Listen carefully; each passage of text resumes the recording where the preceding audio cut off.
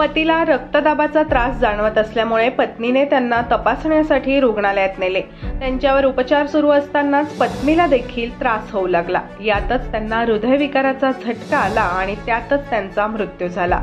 हे पती पत्नी दोघेही जण जळगावात अधिकारी आहेत। सदरची घटना ऐकून जिल्हा परिषदेतील अधिकाऱ्यांनाही धक्का बसला।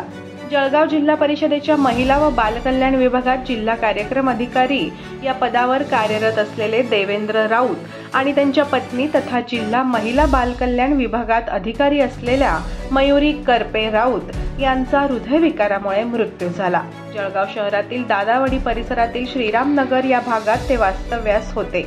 दरम्यान शनिवारी पती देवेंद्र राऊत यांना हृदयविकाराचा त्रास जाणवू लागल्यामुळे त्या पतीला घेऊन रुग्णालयात गेल्या होत्या। देवेंद्र यांच्यावर उपचार सुरू असतानाच अचानक मयुरी करपे यांना देखील चक्कर येऊन प्रकृती खराब झाल्यामुळे त्या तिथेच जमिनीवर कोसळल्या।